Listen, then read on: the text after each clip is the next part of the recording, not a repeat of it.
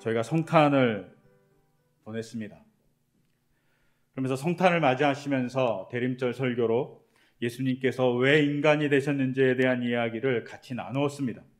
첫째는 예수님께서 우리의 가족이 되기 위해서, 혹은 우리가 하나님의 식구가 되기 위해서 예수님이 인간으로 오셨다고, 그리고 나의 형제라고 우리를 불러주셨다고 얘기했습니다. 둘째는 연약한 육체, 예수님이 십자가 6시간밖에 달려있지 못한 연약한 육체로 하나님의 일을 감당하셨다고. 즉 우리의 연약한 육체도, 혹은 우리의 연약한 심령도 그것을 감당할 수 있는 가능성이 있다고 이야기 드렸습니다. 그리고 셋째 주에는 성령을 통하여 일하시는 예수님, 그 성령을 통해서 일하신 예수님, 성령을 통해서 이 땅에 태어나신 예수님, 그 예수님의 그 성령이 오순절 사건을 통해서 우리에게 임하시고 우리에게 역사해 주셨다고 얘기했습니다. 그리고 그 성령을 통해서 우리 또한 변화의 가능성, 변하지 않는 우리의 모습이 변화의 가능성을 갖는다고 이렇게 같이 이야기를 나누었습니다. 그리고 이번 주도 마찬가지로 예수님이 왜 이 땅에 오셨을까? 혼자 이렇게 조용히 묵상하다 이번 주에 들어왔던 사건은 성경의 노아의 홍수 사건이었습니다. 오늘 본문 창세기 6장을 보시면 노아의 홍수 사건에서 홍수 전에 하나님께서 이렇게 얘기합니다. 땅 위에 사람을 지으셨음을 후회하시며 마음 아파하셨다라고 되어 있습니다. 근데 이 후회하셨다는 말이, 내가 정말 인간을 만든 걸 후회했어라는 말이 아담과 하와가 에덴 동산에서 선악과를 먹었을 때 하시지 않습니다. 가인이 자기의 동생을 들녘으로 불러내서 죽였을 때도 하지 않습니다. 가인이 하나님의 명령을 받아서 땅을 유리하는 사람이 되어야 할 때 가인은 그것을 거부하고 도시를 세웠습니다. 그때도 하나님이 후회한다는 말씀을 하지 않습니다. 가인의 자손인 라멕이 자기가 상처 입으면 7배를 갚아주겠다고 얘기할 때 그 7배는 7족을 멸한다는 뜻입니다. 그 7족을 멸한다라고 얘기했을 때 그때도 하나님은 후회한다고 얘기하지 않습니다. 근데 언제 후회한다고 얘기하냐? 바로 홍수가 일어나기 바로 직전의 상황입니다. 이렇게 봤을 때는 그 홍수의 직전의 상황이 가족이 서로 죽이는 사건보다 더 심했고, 권력을 가진 자 혹은 힘을 가진 자가 마음대로 폭력을 행사하는 것보다 더 심한 상황이라는 것을 우리가 알 수 있습니다. 그 상황을 보고 하나님이 인간을 만든 것을 후회하셨다고, 그리고 모든 짐승, 심지어 새까지 다 쓸어버리겠다라고 얘기하십니다. 근데 이 말씀을 쭉 읽다가 갑자기 의구심이 들지 않습니까? 완전하신 하나님께서 후회하신다고 말하기 때문입니다. 후회할 일을 하신 겁니다. 정말 이상하지요? 우리는 하나님의 완벽한 존재라고 얘기합니다. 그러니 하나님의 계획은 틀어질 리가 없으십니다. 그런데 하나님이 자기가 만들어 오신 그 세계를 보고, 특히 인간을 보고 후회하시는 겁니다. 이럴 때 우리가 또 머릿속에 생각나는 성경 구절이 하나 있어요. 여러 구절이 있지만 그 대표적으로 민수기 23장 19절에 보면 이런 기록이 있습니다. 하나님은 사람이 아니시다. 거짓말을 하지 아니하신다. 사람의 아들이 아니시니 변덕을 부리지도 아니하신다. 하나님이 변덕을 안 부린다고 얘기합니다. 근데 이것은 새 번역의 번역이고요. 개역개정은 이렇게 번역합니다. 하나님은 사람이 아니시니 거짓말을 하지 아니하시고 인생이 아니시니 후회가 없으시도다. 즉 개역개정은 후회가 없는 분이 하나님이라고 얘기합니다. 그러면 성경이 딴 얘기를 하냐는 겁니다. 후회가 없으신 하나님이 후회를 한다고 얘기하는 겁니다. 그러면 민수기 23장에 쓴 그 후회라는 단어와 창세기 6장에 쓰고 있는 이 후회라는 단어가 다를까? 그렇지 않습니다. 똑같은 단어입니다. 히브리어로 나함입니다. 근데 이 나함이라는 단어가 첫 번째 쓰인 곳은 창세기 6장이 아니라 창세기 5장 29절입니다. 가장 처음에 쓰였어요. 그리고 두 번째 쓰인 게 창세기 6장입니다. 근데 창세기 5장 29절을 보면 뭐라고 써 있냐면, 그는 아들의 이름을 노아라고 짓고 말하였다. 주님께서 저주하신 땅 때문에 우리가 수고하고 고통을 겪어야 하는데 이 아들이 우리를 위로할 것이다. 창세기 5장 29절에 눈 씻고 찾아봐도 후회라는 단어가 없습니다. 이상하지 않습니까?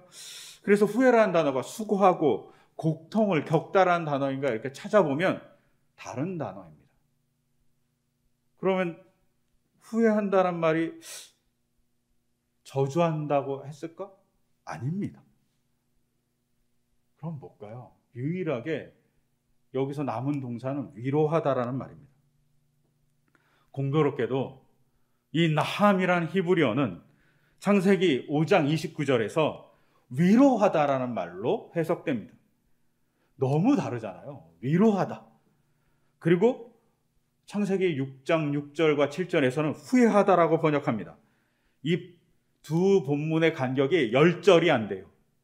10절이 안 되는 이 본문에서 다르게 사용합니다. 그러면 순간 다른 글자인가? 이렇게 생각이 됩니다. 왜냐하면 히브리어에서 히읗 발음이 나는 글자가 두 개가 있습니다. 우리나라 말로 바꾸면 우리나라 말에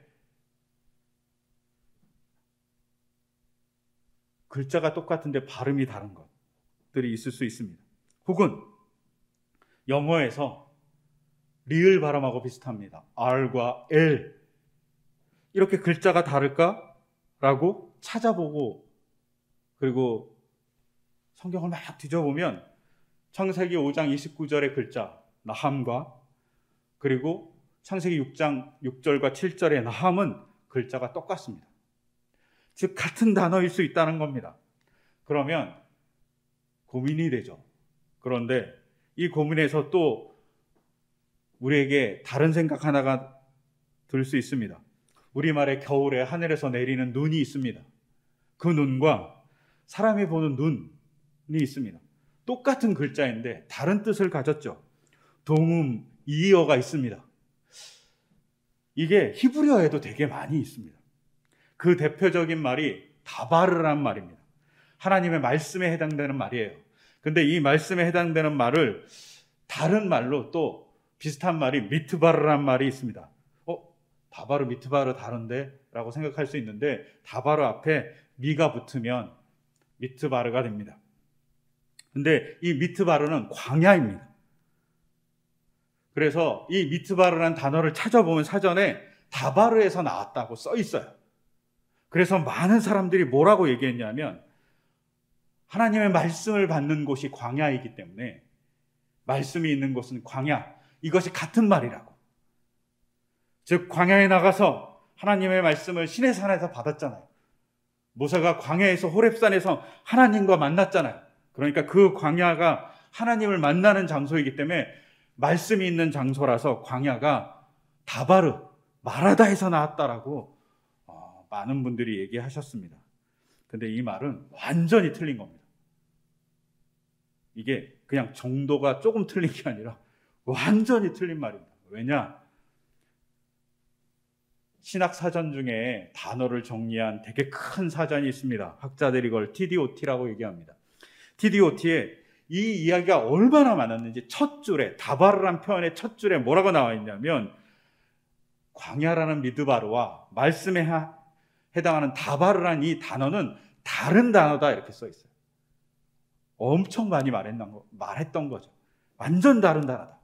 그리고 일반적인 히브리 사전을 보면 광야를 얘기하는 미트바르의 다바르는 로마 숫자 2로 되어 있습니다. 그리고 말씀에 해당하는 다바르는 로마 숫자 1로 되어 있어요. 이 말은 무슨 뜻이냐면 완전히 다른 단어라는 거예요. 로마 숫자로 크게 표기된 건 아예 두 단어가 발음은 똑같을지 모르지만 다른 단어라는 거죠. 우리말로 하늘에서 내리는 눈과 인체의 눈이 다르듯이 다른 단어라고 얘기하는 겁니다. 그러면 나함도 다른 단어일 수 있잖아요. 그래서 사전을 찾아보면 놀랍게도 나눠 있지 않습니다. 나음은 위로하다는 말과 후회하다는 말이 같은 단어입니다. 이러면 이제 너무 당황되죠. 이게 뭐 어떻게 이해하라는 건가? 이 단어를 어떻게 봐야 되는 건가? 위로하다와 후회하다는 말은 완전히 다른데 고민될 수밖에 없습니다. 히브리어로 처음 창세기를 읽을 때 제일 당황스러운 본문 중에 하나가 바로 5장 29절과 6절과 7절의 나함입니다. 이 본문을 접하고 이 단어를 접하고 깊게 생각해 보면 단어를 막 찾아봅니다. 그러면 나함의 기본적인 뜻은 아직까지 모릅니다. 기본적인 뜻을 모르는 단어들이 많이 있어요. 근데 나함은 어떤 뜻만 존재하냐면 강조의 뜻, 재규의 뜻, 그리고 사역의 뜻만 있어요. 나머지는 별로 없어요. 원래 기본형이 있어야 되는데 기본형이 없어요. 그리고 사전을 보면 1번 강조의 뜻에는 뭐라고 되어 있냐면 위로한다고 되어 있습니다. 그리고 2번 재규의 뜻에는 뭐라고 되어 있냐면 후회하다라고 되어 있어요. 나함이란 뜻이 강조를 하면 위로하는 단어가 되고 나함이란 뜻이 자기에게 돌아오면 자기에게 돌아오는 거잖아요. 자기에게 돌아오면 후회한다는 말이 된다는 겁니다. 여러분, 여기서 우리는 하나님의 사랑과 만날 수 있습니다. 하나님이 후회한다는 말에서 하나님께서 노아 시대를 바라보면서 그 마음이 어땠는지를 나함이란 이 단어를 통해서 알 수 있어요. 여러분, 우리가 위로받을 때가 언제입니까? 내 자신이 위로받아야 될 때는 상처받고 힘들 때입니다. 내 자신이 후회되는 사건이라든가 내 자신이 너무나도 힘들 때 우리는 뭐라 그러죠? 위로받고 싶어 합니다. 나함이 강조로 쓰면 타인을 위로하는 거지만 나함이 제기로 나를 향해서 쓰면 나를 위로해야 되는 겁니다. 내 상처가 너무 커서 내 상처가 너무나도 아파서 내가 위로받아야 될 상황이라고 얘기하는 겁니다. 즉 하나님이 창세기 6장에서 인간의 타락을 보면서 너무 속이 상한 겁니다. 그들의 행동이 자기의 뼈를 부수듯이 아픈 겁니다. 우리 아시잖아요. 자식이 나쁜 행동을 하거나 자식이 고약한 행동을 하거나 자식이 잘못된 길을 가면 사실은 부모에게 별 관계가 없습니다. 남이라고 생각하면 별일 없는 관계입니다. 그런데 부모는 어떠죠? 자식이 조금이라도 잘못하면 그 일이 뼈가 아픈 일로 다가옵니다. 그 일에 막 안절부절 못하는 것이 부모입니다. 그 모습이 바로 나함입니다. 하나님을 후회한다는 것이 그래 내가 너를 만든 것을 정말 후회해 이런 말이 아니라 너 때문에 나의 몸이 상해갖고 너의 걱정 때문에 내가 다 소진해갖고 나의 삶이 아프다라고 얘기하는 말이 바로 나함입니다. 제가 청년부 담당 목사일 때 가끔 청년들의 부모들이 전화합니다. 그 중에 특히 어떤 부모들이 많이 전화하시냐면 교회 잘 안 나오는 청년들 부모가 전화합니다. 그리고 자기 아들이 교회를 안 다닌다는 겁니다. 구구절절 엄청 긴 얘기를 막 하십니다. 근데 그 딸이 청년부에 나오기가 참 어렵습니다. 그러면서 그 부모가 새벽마다 혹은 가슴을 쳐가면서 기도합니다. 아들이 교회 잘 다니기를. 여러분 생각해 보세요. 교회 안 다니는 그 일이 죽을 일일까요? 영원히 죽어가는 일이긴 하지만 당장 병원에 입원해서 죽을 일도 아닌데 교회에 잘 안 간다는 그 사건 하나만으로 부모는 자기가 뼈가 묵도록 아파합니다. 창세기 6장에 하나님이 후회하신다라는 말은 바로 그렇게 아파하신다는 겁니다. 내가 너무 아파서 내가 위로를 받을 상황이다. 너가 잘 됐으면 좋겠는데 네가 잘 안 되는 걸 보니까 인간 너 때문에 내가 아프다라고 얘기하는 겁니다. 이것을 잘 표현하고 있는 본문이 이사야서 49장 15절의 말씀입니다. 제가 읽어드리면 이렇습니다. 어머니가 어찌 제 젖먹이를 잊겠으며 제 태에서 낳은 아들을 어찌 국률이 여기지 않겠느냐. 비록 어머니가 자식을 잊는다 하여도 나는 절대로 너를 잊지 않겠다. 부모가 자식을 잊지 못합니다. 그런데 부모보다 더 하나님은 인간을 잊지 않겠다라고 얘기합니다. 그래서 이 나음이란 단어에 대해서 TDOT라는 신학사전은 뭐라고 명기했냐면 하나님의 나음, 특히 창세기 6장에 쓰여있는 이 나음은, 즉 후회하심은 인간의 나약함을 증명하는 하나님의 행동이다라고 되어 있습니다. 즉 인간이 나약하니까, 그 행동이 어리석으니까 그 행동 때문에 아파하는 하나님의 행동이라고, 하나님의 아파하심이라고 얘기합니다. 그리고 그 하나님의 아파하심을 잘 증거하는 게 뭡니까? 우리가 잘 알죠. 바로 애절한 하나님의 십자가입니다. 십자가가 인간의 삶을 아파하시는 하나님의 마음, 그 애달픔, 그 견디지 못하는 상처를 보여주는 흔적입니다. 분명 십자가는 구원의 사건입니다. 하지만 다른 쪽에서 보면 십자가는 하나님의 마음의 상태입니다. 내 백성을 너무나도 사랑해서, 부모보다도 더 사랑해서 내 가슴이 멍들었다고 얘기하는, 내 상처가 이렇게 크다고 얘기하는 하나님의 몸부림입니다. 그 몸부림을 잘 암묵적으로 이야기하는 것이 누가복음 2장, 오늘 읽었던 본문입니다. 누가복음 2장에서 마리아가 아기 예수를 정결례를 하기 위해서 예루살렘에 올라옵니다. 그리고 그 아기 예수를 보고 마리아를 향해서 시므온이라는 사람이 예언한 내용이 오늘 우리가 읽었던 누가복음 2장의 본문입니다. 이 본문을 다시 읽어드리면 이렇습니다. 시므온이 그들을 축복한 뒤에 아기의 어머니 마리아에게 말하였다. 보십시오. 이 아기는 이스라엘 가운데 많은 사람들을 넘어지게도 하고 일어서게도 하려고 세우심을 받았으며 비방받는 표징이 되게 하려고 세우심을 받았습니다. 그리고 35절에 이렇게 쓰여 있습니다. 그리고 칼이 당신의 마음을 찌를 것입니다. 그리하여 많은 사람의 마음속 생각들이 드러나게 될 것입니다. 이렇게 되어 있습니다. 시므온이 마리아를 향해서 직설적으로 얘기한 그 문장이 뭐냐? 칼이 당신의 마음을 찌를 겁니다. 아들이 십자가에 달리고 복음을 전하기 위해서 다닐 때 많은 비방과 대제사장과 제사장들의, 율법학자들의 많은 박해를 받을 때 마리아가 칼이 자기 가슴을 찌르듯 아팠겠죠. 또한 십자가에 달릴 때 분명 칼이 가슴에 찔리듯 아팠을 것입니다. 근데 이게 마리아만일까요? 하나님의 마음이지 않을까요? 하나님 자신의 마음일 수 있습니다. 내가 아프다고,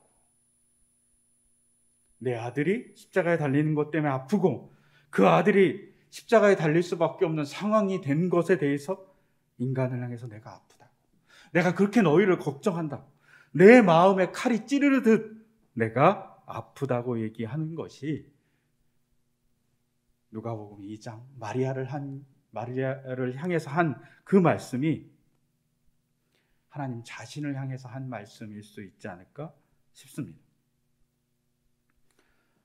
하나님이 이렇게 아파하는 거죠. 그래서 후회하셨다고 얘기합니다. 나음이라는 얘기, 내가 위로를 받아야 될 정도로 너 때문에 아프다라고 얘기하시는 겁니다. 너 때문에 아픈 게 아니라 너를 그렇게 사랑한다라고 얘기하는 겁니다. 그런데 여기서 또 한 발짝 더 나가면 우리는 의문을 갖게 됩니다.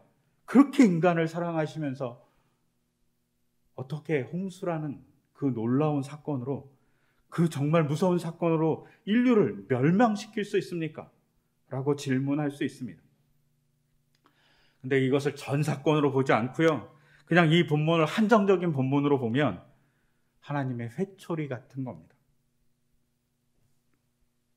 하나님이 사랑하는 인간을 위해서 회초리를 든 거죠.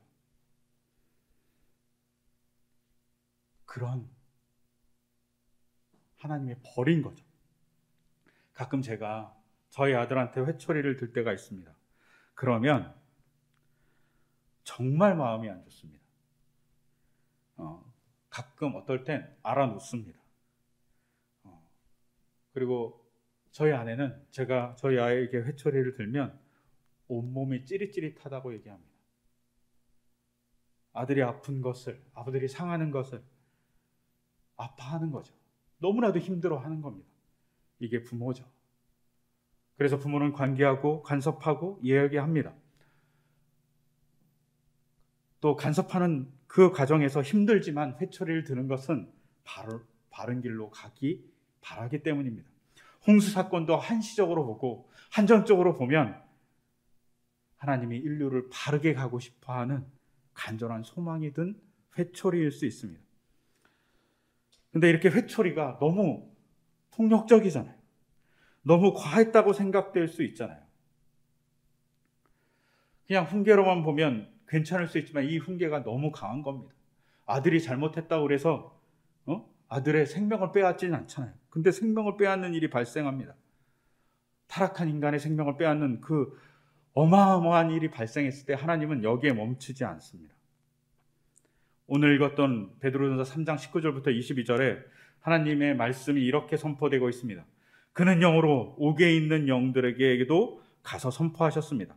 그 영들은 옛적에 노아가 방주를 지을 동안에 곧 하나님께서 아직 참고 기다리실 때 순종하지 않던 자들을 말하는 것입니다. 그 방주에 들어가 물에서 구원받을 사람은 겨우 8사람밖에 없었습니다. 방주에 더 많이 들어와야 되는데 안 들어온 겁니다. 그리고 그 홍수로 인해서 많은 사람이 죽은 것이죠. 하나님은 훈계로 멈추는 것이 아니라 그들을 구하기 위해서 예수님을 통해서 영으로 감옥 아니고요, 여긴 지옥입니다. 지옥에 있는 영들에게도 복음을 선포하셨다고 되어 있습니다. 이것이 상징적인 언어이긴 합니다. 예수님께서 노아 시대 때 하나님에게 불순종한 사람들까지도 애달파하시면서 그들을 위해서 가신다고 얘기합니다. 이 속에 예수님이 인간으로 오신 또 하나의 사랑이 있습니다. 왜?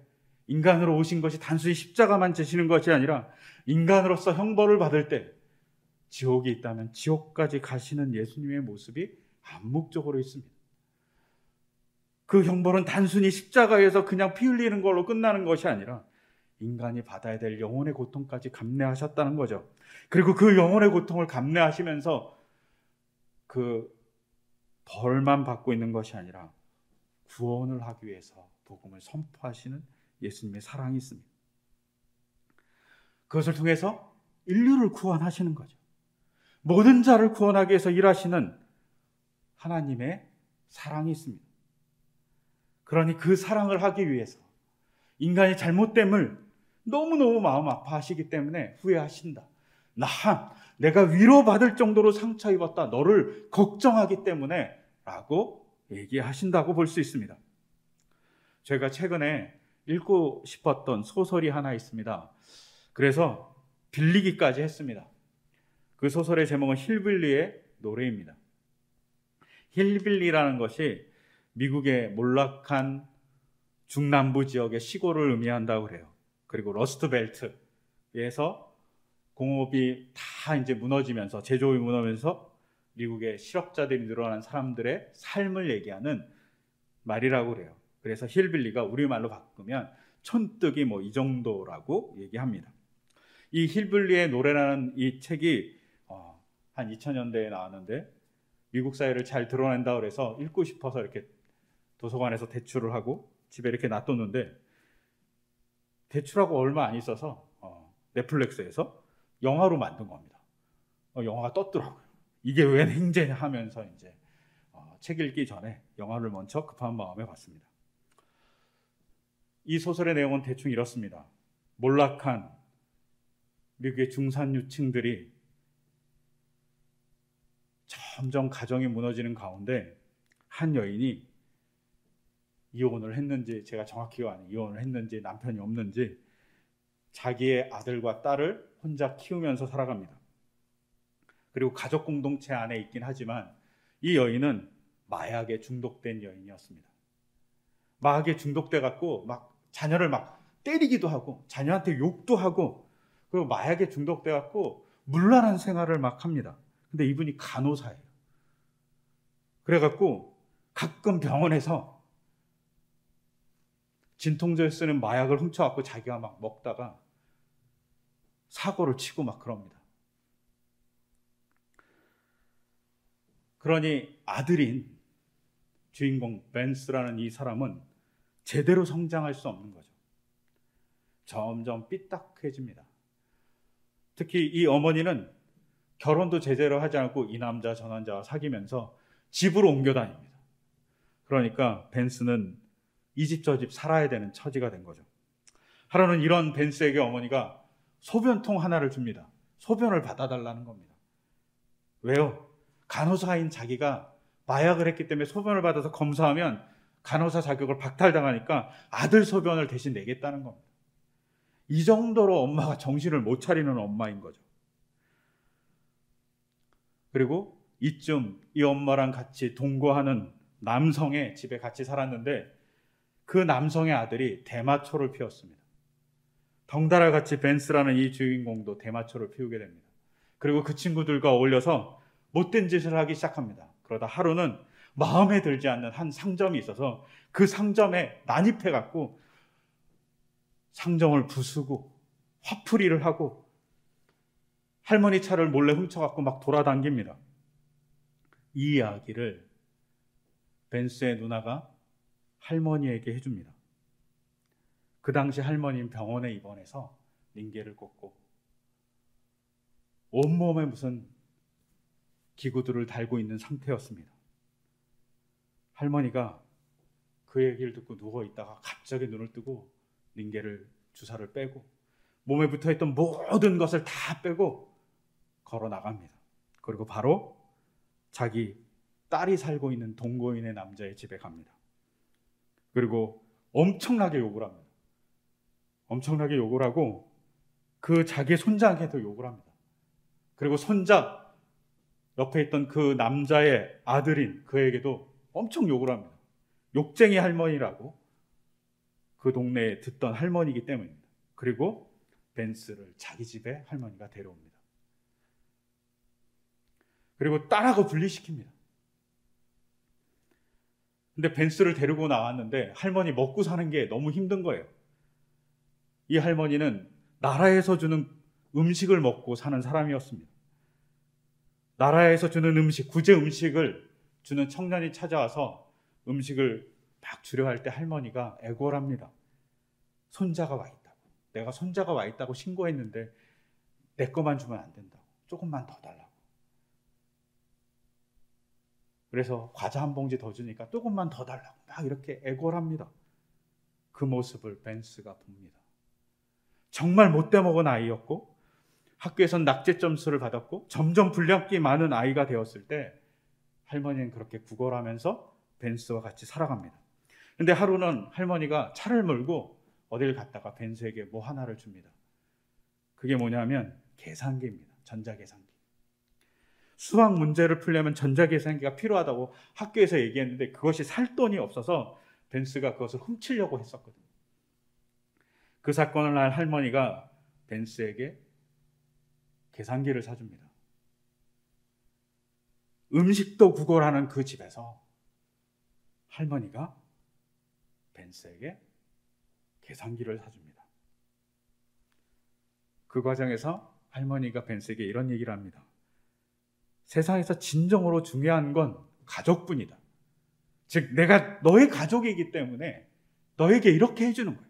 내가 너의 가족이기 때문에 마약 중독인 너의 어머니에서 내가 구해낸 거야. 네가 나의 가족이기 때문에 내가 못된 친구들과 사귀는 게서 내가 빼온 거야. 네가 나의 가족이기 때문에 네가 계산기가 필요할 것 같아서 내가 식료품을 구걸할지라도 너에게 계산기를 사준다고 얘기하는 겁니다. 이 모습 속에 가족이라고 얘기하는 말 속에 하나님이 우리를 가족으로 바라보시는 사랑이 있습니다. 할머니가 벤스를 보면서 분노하고 아파하고 힘들어합니다. 자기의 마약 중독된 딸을 보면서 아파합니다. 그 모습이 바로 오늘 본문에 나온 나함, 후회하신다는 말과 같은 말입니다. 자기가 상처받았다는 것이죠. 그리고 이 힐빌리의 노래라는 이 영화의 맨 마지막 벤스라는 이 주인공이 마지막 대사를 합니다. 그러면서 이렇게 얘기합니다. 이 벤스라는 이 친구가 잘 됐어요. 그 총구석에서 예일대에 들어가서 예일대 노스쿨에 들어가서 변호사가 됐습니다. 그리고 변호사가 돼서 인턴십에 들어가는 인턴이 되는 그 과정으로 끝나는 것이 이 영화의 끝이에요. 그런데 이 영화의 맨 끝 장면에서 인턴으로 이렇게 불림받아서 가는 그 길에 마지막 대사를 합니다. 그러면서 이렇게 얘기합니다. 내 인생에서 나를 구해준 것이 두 가지 있다. 하나는 할머니가 나를 구해준 것이다. 즉 마약 중독자 어머니, 그의 삶에서 구원해 주셔서 자기를 데려온 거라는 겁니다. 그리고 또 하나는 할머니가 나에게 삶에 대해서 가르쳐준 정의이다. 할머니가 뭐라고 얘기했냐면 우리의 시작이 우리를 규정하더라도 매일의 선택이 변화시킬 수 있다라고 가르쳤다는 겁니다. 할머니는 너가 천구석의 사람이지만 매일의 선택을 잘하면 너의 삶이 구원받을 수 있어 이렇게 얘기해 준 겁니다. 하나님께서요 홍수 사건에서 노아의 방주를 만들려고 합니다. 그건요 인간의 삶이 피폐해지고 엉망인 그 삶을 바라보시면서 방주를 좀 선택해라고 얘기하는 겁니다. 근데 방주를 선택한 사람은 8명에 지나지 않아요. 그리고 많은 사람이 죽었습니다. 그것에 너무나도 속상한 하나님이 뭘 하냐? 자기 아들을 십자가에 달게 하시고 그리고 그 아들이 영으로 지옥에 가서 노아 이전에 죽었던 많은 사람들, 불순종한 그 사람들에게 복음을 전했다고 베드로전서만 이렇게 얘기합니다. 이것을 어떻게 해석해야 될지 모르지만 이 본문의 내용상으로 보면 포기하지 않는 하나님입니다. 너무나도 인간을 가족같이 생각하고 사랑하셔서 포기하지 않는 하나님이 이렇게 인간이 되셔서 인간의 아픔대로 그대로 겪고 인간이 짊어져야 될 만약에 지옥이 있다면 지옥의 그 짐까지 짊어지면서 인간을 사랑하시고 복음을 선포하셨다는 겁니다. 왜? 인간을 보면서 그렇게 마음 아파하시기 때문입니다. 잘 되기를 바라시기 때문입니다.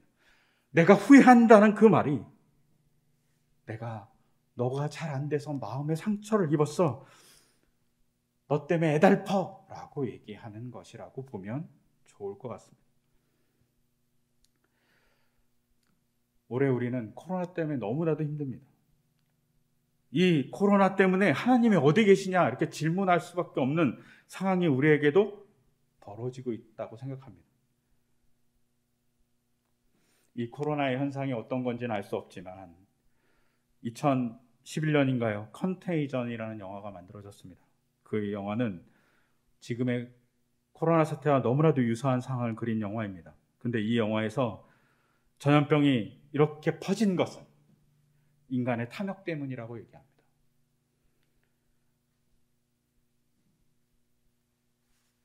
여러분, 영화는 탐욕을 얘기합니다.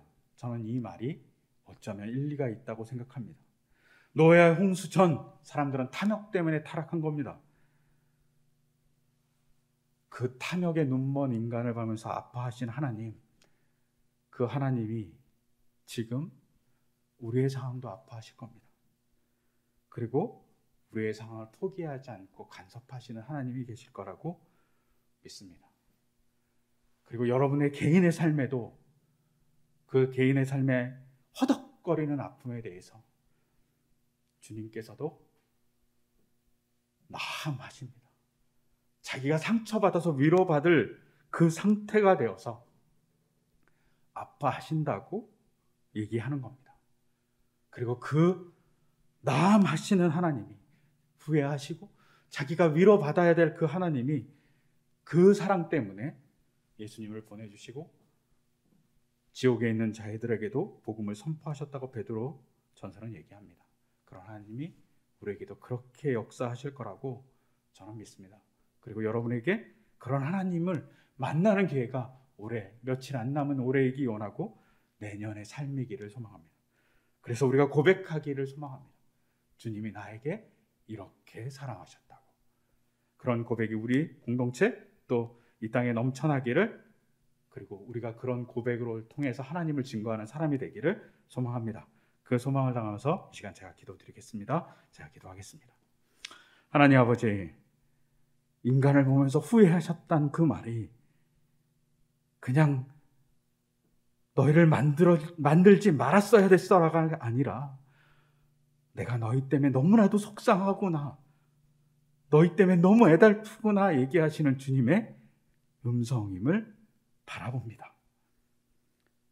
주님 스스로 위로받을 수밖에 없는 그 상황, 그리고 그 상황에서 인간을 구원하기 위해서 십자가를 지시고, 그러기 위해서 인간이 되시고, 그러기 위해서 그 연약한 자들을 위해서 구원하기 위해서 오게까지 가신 주님의 사랑을 봅니다. 주님, 그 사랑에 의지해서 얼마 남지 않은 올해와 우리가 내년을 살기를 소망합니다. 그리고 우리가 내년을 살면서 고백하기를 소망합니다. 하나님이 우리를 정말 사랑하심을 만났다고 고백하는 우리의 삶이 되기를 간절히 소망합니다. 그런 역사를 우리의 삶에 더해 주시기를 간절히 소망하며 이 모든 것 주 예수 그리스도의 이름으로 기도드립니다. 아멘.